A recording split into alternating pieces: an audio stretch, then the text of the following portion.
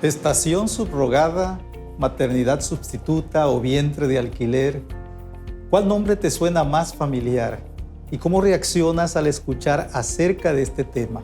En la internet hay muchos programas y documentales que tratan acerca de las técnicas de reproducción asistida como la genética subrogada. Y llama la atención que por lo general giran en torno a la controversia que ha generado su implementación en países como Ucrania y la India. Es difícil encontrar lugares donde la prueben y en los pocos que lo hacen se acepta con algunos matices. Es bueno preguntarse a qué se debe esto. La gestación subrogada es un tema que divide opiniones. Hay diferentes grupos y colectivos que con argumentos distintos se oponen o aprueban esta práctica. Pero en medio de toda esta controversia, no debemos olvidar que para muchas parejas que no tienen hijos biológicos, este procedimiento ha venido a ser como un rayo de esperanza para satisfacer un anhelo tan humano. ¿Conoces alguna pareja sin hijos que está pensando acerca de esta posibilidad? ¿Es algo que se encuentra a su alcance o es una práctica que ni siquiera está permitida en su país? Y para quienes forman parte de una iglesia y buscan su dirección en este tipo de casos, ¿tiene tu iglesia una posición definida en cuanto a la gestación subrogada? ¿Has encontrado alguna declaración oficial de alguna iglesia acerca de este o algún otro tema de bioética? Nos gustaría conocerla porque un documento de este tipo siempre implica un esfuerzo muy grande. Lamentablemente, las iglesias evangélicas por lo general no tienen una postura oficial en cuanto a asuntos relativos a la bioética o ética de la vida. Esto es desafortunado porque deja a los feligreses condicionados a las opiniones personales o a los dictados de la cultura. En muchas ocasiones se tiende a reaccionar movido por las emociones o a generalizar al tratar asuntos que generan polémica. ¿Te ha pasado algo así? ¿Cómo reacciona la gente cuando se habla de temas como la clonación, por ejemplo? En mi caso, por lo general, advierto cierta antipatía sin darse cuenta que muchas de las frutas que consumimos son productos siguiendo este procedimiento. ¿Es la gestación subrogada una alternativa para el creyente en Jesucristo? Este es el segundo programa en La Vida Ahora acerca de este tema. Gracias por tu sintonía y por supuesto, aparte de darte la bienvenida, te invitamos a que continúes aquí en La Vida Ahora, el programa internacional de la televisión. Te damos nuestra más cordial bienvenida.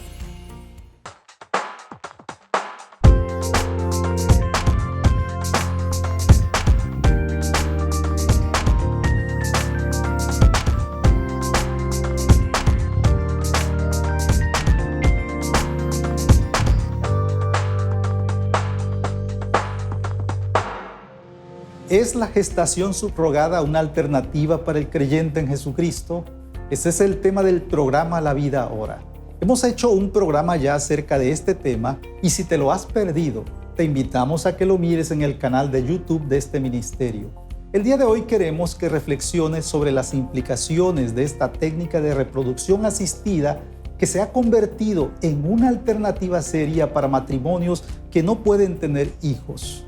El hecho de que no existan pronunciamientos definidos de parte de las iglesias crea confusión en sus miembros y muchas veces adoptamos posturas que no reflejan un estudio serio de la Biblia ni un conocimiento de nuestras creencias. La manera de referirnos a este asunto indica ya cierta predisposición. Quienes se oponen a esta práctica tienden a referirse a ella como vientre de alquiler, mientras que aquellos que la favorecen prefieren el término maternidad subrogada o simplemente lo hacen porque este es el término jurídico que se acepta. En el ámbito médico se le conoce como gestación subrogada. La gestación subrogada consiste en que una madre o una mujer o una pareja, mujer y hombre, decidan mantener en el útero de esta mujer a través de un acuerdo con quien desea ese bebé, hacen algún acuerdo para que esta mujer pueda tener a ese bebé durante los 9 meses, si es posible, dentro de su útero. ¿Qué implica? Implica que la gestante sea inseminada, aportando sus propios óvulos y que después del parto entregue al recién nacido a la madre contratante mediante un procedimiento de adopción plena. En este supuesto, la mujer contratante no ejerce sus derechos reproductivos en virtud que el producto del embarazo no posee su carga genética. Me parece que esta distinción es importante, aunque a veces encontremos estos dos tipos de gestación con otro nombre. Lo que debe quedar claro es que en la práctica moderna se permite que la madre gestante sea no solo portadora de un bebé de otra pareja, sino también que sea madre biológica de un bebé para ser entregado a los padres comitentes. En cualquiera de los casos, hay quienes se oponen rotundamente a estas prácticas y hay quienes las aceptan abiertamente. Muchas iglesias se oponen totalmente a cualquier tipo de maternidad subrogada. Esto lo hacen fundados en los conceptos bíblicos de la santidad de la vida y del matrimonio. Este es el caso de la Iglesia Católica Romana, la cual tiene una postura bastante definida al respecto. Otras iglesias de corte más liberal, si se quiere, no ponen obstáculos a esta práctica, argumentando que entra en el terreno de la libertad de la persona. Así, se dice que una persona es libre de usar su cuerpo como quiera y que también cada pareja es libre de acceder a formar una familia de la forma que le sea posible. ¿Y usted qué piensa de este tema? ¿Cuáles argumentos le parecen más convincentes y por qué? Es un asunto complejo al cual, además de los aspectos médicos y legales de los que hemos hablado en el programa anterior, se agrega el problema ético. Asumiendo que médica y legalmente es posible tener un bebé a través de gestación subrogada, la pregunta que como cristianos nos hacemos es: ¿se debe? ¿Es esta técnica de reproducción moralmente permisible para un creyente en Jesucristo? Cuando los cristianos enfrentamos un dilema moral de este tipo, nuestra primera fuente de instrucción es la Biblia. Es un libro que no pierde su vigencia con el paso del tiempo, sigue siendo una fuente confiable para conocer la voluntad de Dios sobre la vida entera. Pero, ¿tiene la Escritura algo que decirnos de manera directa al respecto? ¿Tenemos por lo menos algunas directrices o elementos que nos permitan formular una respuesta coherente ante un asunto tan complejo? Aunque parezca increíble, la maternidad subrogada no es algo nuevo y ya en los tiempos bíblicos era una práctica común. Claro que sin fertilización in vitro, pero ¿se imagina usted a qué caso nos referimos? Piense en la esposa creyente de un hombre muy rico que desea tener un hijo, pero con el paso de los años y después de muchos intentos se da cuenta que es estéril. En su desesperación le pide a una mujer que trabaja para ella tener un hijo de su marido. El convenio envuelve que le entregue a ese hijo después del alumbramiento. Sin embargo, la situación se complica porque la madre sustituta decide no entregar al pequeño del que ella es la madre genética. ¿Lo adivinó? El caso del que hablamos aparece en la Biblia y es la historia de Sara y Agar. Esto es lo que se conoce como maternidad sustituta tradicional. ¿En qué consistía esta práctica tan difundida en la antigüedad? Al hablar de la maternidad subrogada en la Biblia, tenemos que hacerlo en el contexto de una experiencia muy dolorosa en la vida de las parejas antiguas, que es la de la infertilidad. No tener hijos por los motivos que fuera exponía a un estigma social y a la presión de querer tenerlos aún por métodos que podríamos considerar impropios. Y una práctica permitida en la cultura antigua era la de tener una concubina con la intención de que procreara un hijo para el matrimonio que no lo tenía. En el nacimiento, esta mujer entregaría el hijo, del que era madre genética, y este pasaría a tener los privilegios de la familia adoptiva. Este es el caso que vemos en la Biblia, como por ejemplo con Sara y Abraham. Es la propia esposa la que va a guiar al patriarca a tener relaciones sexuales con Agar, una de las criadas, para lograr el hijo que tanto deseaban y que Dios le había prometido. El asunto no termina bien porque una vez que tiene al niño, Agar empieza a mirar con desprecio a su señora y esto crea una situación embarazosa para el patriarca. Pero Dios interviene para proteger a aquella criatura y a su madre. No vemos una condenación explícita de la práctica en este momento como quizá encontramos después en la ley de Moisés. Lo que sí desaprueba es la desconfianza de Sara en las promesas de Dios, quien en más de una ocasión le había reafirmado de que sería madre de un hijo biológico. En el caso de Jacob, vuelve a pasar algo similar con la esterilidad de Raquel, y los hijos del concubinato llegan a ser parte de las tribus de Israel. Quizá ahora nos parezcan costumbres arcaicas, pero todavía hace 100 años esto era común en algunos países latinoamericanos. Desde la legislación mosaica posterior, esta práctica se va a considerar como adulterio, porque en realidad lo es. Pero repito, es una costumbre que se da en el contexto de la necesidad de aliviar el dolor de una pareja en una situación en la que una mujer sin hijos era vista como alguien inferior. Y es bueno también recordar que estas eran creencias erróneas y que a veces formar una familia no es el plan de Dios para todos. Como le dijo Elcana a su mujer estéril, ¿por qué está afligido tu corazón? ¿No te soy yo mejor que 10 hijos?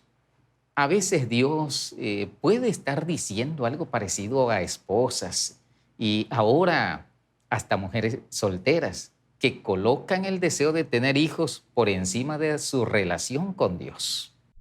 De esa forma se eliminaba la maternidad subrogada de la vida del pueblo de Israel, pero ¿se acabó de esta forma con todo tipo de subrogación? Tal parece que no.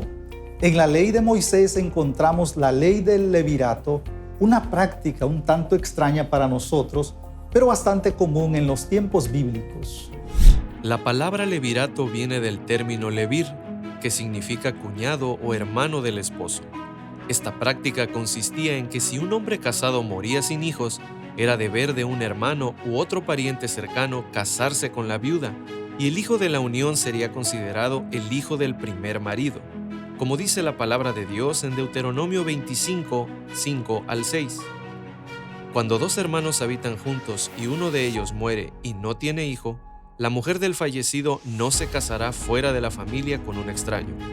El cuñado se allegará a ella y la tomará para sí como mujer, y cumplirá con ella su deber de cuñado. Y será que el primogénito que ella dé a luz llevará el nombre de su hermano difunto, para que su nombre no sea borrado de Israel. ¿Para qué servía esta ley un tanto extraña? Bueno, en una sociedad patrilineal servía para proteger a la viuda, asegurar la continuación del linaje familiar y preservar la propiedad de la familia. Si usted conoce la Biblia, esta práctica está presente en la forma en que Noemí llegó a tener descendientes por medio de Ruth y Booz, de los cuales vendría finalmente David y cientos de años después nuestro Señor Jesucristo. Escuchen cómo habla la Biblia de este caso en Ruth capítulo 4, versículo 17. Y le dieron nombre las vecinas, diciendo: le ha nacido un hijo a Noemí, y lo llamaron Obed. Este es padre de Isaí, padre de David.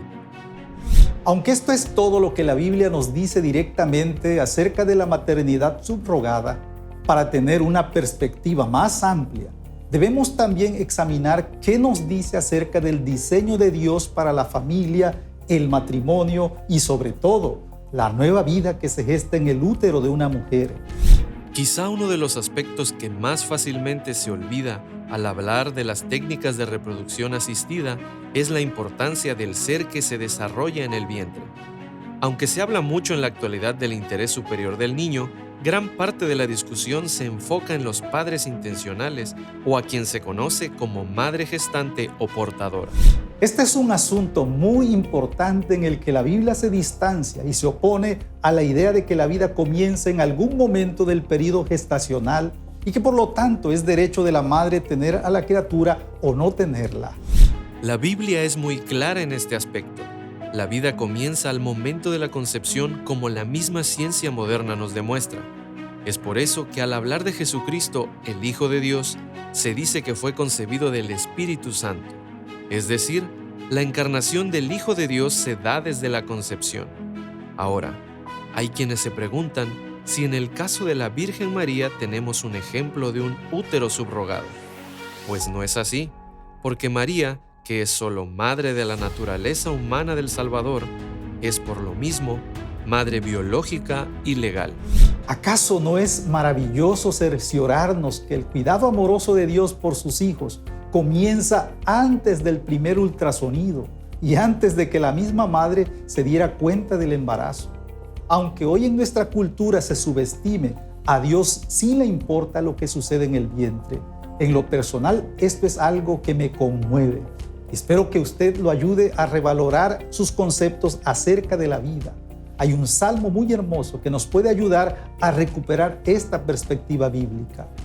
La Biblia dice en el Salmo 139, 17: Mi embrión vieron tus ojos, y en tu libro estaban escritas todas aquellas cosas que fueron luego formadas, sin faltar una de ellas. Creo que a menudo hablamos del amor paternal de Dios, pero en estos casos bien podríamos hablar de su amor maternal, algo de lo cual la Biblia habla en otros pasajes. Y en el diseño divino, Él establece una conexión emocional y biológica entre la madre y el bebé en el vientre que es muy importante. Por eso es que hablamos a menudo de un amor entrañable. Y es aquí donde diferimos un poco de aquellos que defienden la gestación subrogada como un derecho de la pareja. Entendemos la importancia de ese lenguaje, pero reiteramos nuestra convicción bíblica de que los hijos no son un derecho, sino un don de Dios. Esto es lo que dice el Salmo 127 en la traducción en lenguaje actual. Los hijos que tenemos son un regalo de Dios. Los hijos que nos nacen son nuestra recompensa. Los hijos que nos nacen cuando aún somos jóvenes hacen que nos sintamos seguros como guerreros bien armados. Quien tiene muchos hijos bien puede decir que Dios lo ha bendecido. Desde el punto de vista bíblico, no hay lugar a dudas. Los hijos son un don de Dios. Desde el momento de la creación, las primeras palabras de Dios a la humanidad fueron: y los bendijo Dios y les dijo: fructificad y multiplicaos. Los niños son, en consecuencia, un regalo de Dios. Es lo que la Biblia quiere decir cuando habla de ellos como una herencia de Jehová. Les llama también fruto de estima. Todo esto apunta a que si los tenemos es por gracia de Dios. Y eso nos llama a disfrutarlos y a atesorarlos. Esta visión ha cambiado en nuestro tiempo. Ahora es bastante común hablar de muchas cosas como un derecho, entre ellos el de tener una familia. Quizá la pregunta es si el derecho a tener una familia implica necesariamente el derecho a procrear o tener hijos genéticos. No creo que es esto lo que la ley implica. Y no tenemos derecho a buscar tener hijos al costo que sea. Los derechos siempre tienen limitaciones.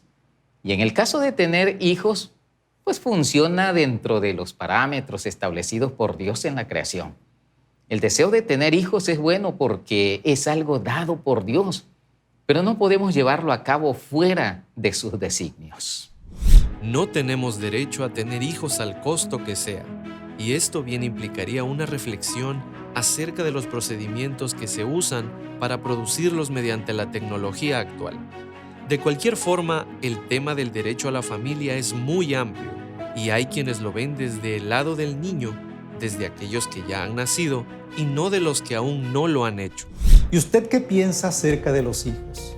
¿Qué le enseñan estos salmos acerca de la procreación y la relación matrimonial? ¿Es la gestación subrogada una alternativa para el creyente en Jesucristo? Queremos seguir conversando acerca de este tema tan importante después de que hagamos una muy breve pausa.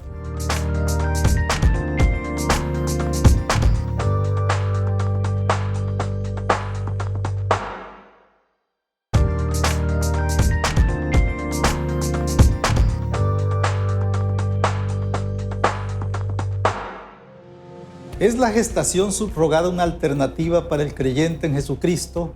Este es el tema de nuestro programa La Vida Ahora. ¿Y usted qué piensa acerca de los hijos? ¿Qué le enseñan los salmos y otros pasajes acerca de la procreación y la relación matrimonial? Escuchemos cómo expresa ese mensaje nuestro pastor invitado. Aún en este mundo caído, casarse y tener hijos sigue siendo la experiencia que la Biblia dignifica y que responden no solo a un deseo humano, sino a un diseño divino. O quizá podemos decir mejor que en el diseño divino los seres humanos venimos dotados con un impulso para buscar la intimidad y con el deseo natural de engendrar y crear hijos. Necesitamos este marco porque cuando la Biblia habla del matrimonio, lo hace en términos muy, pero muy elevados. ¿A qué me refiero con esto? Bueno, a que la Biblia lo ve como una relación exclusiva por muchas razones. Piense, por ejemplo, al hablar de la intimidad. No hay otra relación de este lado de la venida de Cristo que tenga esta profundidad y que es lo que la Biblia quiere decir con llegar a ser una sola carne. No es una simple experiencia física y sexual, es también un vínculo emocional y espiritual. Esto es lo que en el ámbito cristiano conocemos como la santidad del matrimonio. Se refiere no solo a mantener pura y santa la relación de la pareja, sino también a su carácter exclusivo. Como dice en Hebreos 13:4, en una versión reciente. Todos deben considerar el matrimonio como algo muy valioso. El esposo y la esposa deben ser fieles el uno al otro, porque Dios castigará a los que tengan relaciones sexuales prohibidas y sean infieles en el matrimonio. El matrimonio es algo santo y estas palabras nos enseñan el cuidado que debemos de tener de no contaminar esa relación. Y sobre esta base podemos afirmar que como creyentes no deberíamos recurrir a la gestación subrogada sin tener problemas médicos que lo requieran o usar una madre biológica que no es la esposa, pues es algo que se encuentra fuera de lo que la Biblia permite. En muchos países prevalece el criterio de que la madre es la que da a luz, y eso lleva a la prohibición de la gestación subrogada de todo tipo. En el caso de la subrogación tradicional, el asunto es bastante simple, porque la madre gestante es además madre biológica del bebé. Eso lleva a algunos autores cristianos a considerar este tipo de gestación como una forma de adulterio. Pero ¿qué sucede en casos en que la madre tiene incapacidad para gestar, pero sí puede producir óvulos y ella sería la madre biológica? ¿Puede recurrirse a esta técnica? ¿Hay algún principio bíblico que lo prohíba? En estos casos, a veces las opiniones se dividen, aunque la idea de incluir a un tercero en la relación matrimonial es algo que hay que tener en cuenta. Creo que esto es importante al hablar de la procreación, sobre todo cuando se habla de involucrar a un tercero en la relación, como sucede en los métodos de reproducción asistida. Es algo que una pareja cristiana que no tiene hijos debe también considerar cuando se están moviendo en esa dirección. La gestación no es un mero proceso mecánico. En una pareja es una etapa en la que esa relación entre la pareja se va profundizando más y más. Y creo que quienes tenemos familia hemos pasado por esto. Desde el momento en que se nos da la noticia, sabemos que es un tiempo especial y que lo que se lleva en el vientre es cosa de estima, como señala la Biblia. Pero esto es algo también que sucede entre la madre y el bebé. Ellos han sido diseñados por Dios para formar un vínculo que va más allá de la unión a través de un cordón. Supongamos que en una pareja la esposa tiene una deficiencia fisiológica y tienen los medios para costearse estos procedimientos. ¿Hay algún inconveniente en que se recurra a ellos sin necesidad de buscar una guía pastoral al respecto? Estamos ante una situación bastante sensitiva, porque seguramente esta pareja desea de todo corazón formar una familia. Ellos incluso pueden llegar a considerar estas opciones como una respuesta a sus oraciones. Sin embargo, como la palabra de Dios indica, todo me es lícito, pero no todo conviene. Uno de los inconvenientes de esta práctica es que en el caso de los países subdesarrollados y con regulaciones débiles, se busca a mujeres en situaciones de desventaja. De este modo, la gestación subrogada se ha convertido en un negocio billonario en el que se dice que se lucra con la pobreza de las mujeres de muchos países.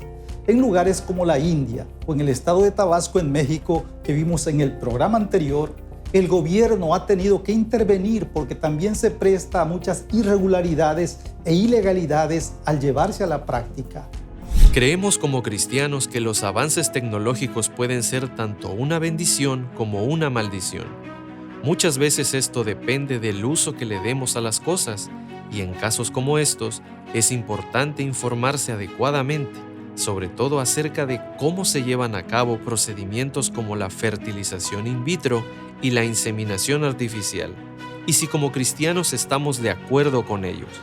Existen fuertes sentimientos en contra de la gestación subrogada con fines de lucro, no solo entre los cristianos, sino entre gente que parte de otros principios, como algunos grupos feministas, al grado que la mayoría de los países del mundo prohíben esta práctica.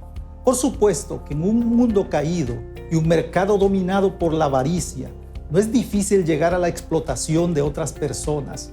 Es una práctica en la cual se puede llegar a ver a la mujer como un simple objeto y no como alguien con dignidad y que porta la imagen de un Dios santo. Como cristianos difícilmente podemos estar a favor de un procedimiento que atente contra la dignidad humana de cualquier forma. Es debido a esto que hay países como Canadá que permiten la gestación subrogada solo con fines altruistas. En este caso, la mujer gestante no recibe un pago por su tiempo de embarazo. ¿Es posible esto para un cristiano? En los Estados Unidos existe una organización llamada Pro-Life, de mujeres cristianas que se convierten en madres subrogadas de manera altruista para aquellas parejas que no pueden tener hijos. Ellas consideran que su fertilidad es una bendición que puede ser compartida y es una manera de servir a otros. ¿Usted qué piensa? Supongamos que una amiga de la pareja, por el afecto hacia ellos, se ofrece sin ningún interés más que el de la felicidad de ellos. ¿Podría esto ser aceptable? Algunos cristianos se opondrían también a la gestación subrogada altruista, sobre todo por el hecho de que el bebé no se gestaría en el vientre de la madre biológica y no habría esa conexión de amor entre madre e hijo. Sin embargo, Antonio Cruz, uno de los eruditos cristianos más versados sobre este tema, cree que la gestación subrogada altruista no es incompatible con la fe cristiana. Él considera que si es necesario que un bebé crezca con sus padres genéticos, tendríamos que prohibir otras prácticas como el divorcio, por ejemplo. Personalmente creo que Antonio Cruz tiene razón, aunque debemos admitir que algunos no estarán de acuerdo. Si la gestación es altruista, es altamente probable que la persona lo haga por una sana motivación. Y aun si no existiera un apego tan profundo como el de una madre biológica, no quiere decir que los pequeños vayan a sufrir un daño emocional severo. Pero también debemos agregar algo que me parece muy importante. Existen parejas que no pueden tener hijos, que deciden aceptar esa condición como parte de la voluntad de Dios. Aunque el no tener hijos no lleva la misma carga emocional que en épocas pasadas, saber que por alguna razón Dios en su soberanía no tenga en sus planes esa experiencia para ellos, puede ayudarles a encontrar propósito y dirección para sus vidas. Agradecemos tu preferencia al programa de hoy. Sabemos que estos temas generan muchas preguntas y, por supuesto, algunas dudas. Por eso queremos que nos escribas a la dirección que aparece en pantalla y te invitamos a sintonizar La Vida Ahora en este canal en una próxima oportunidad.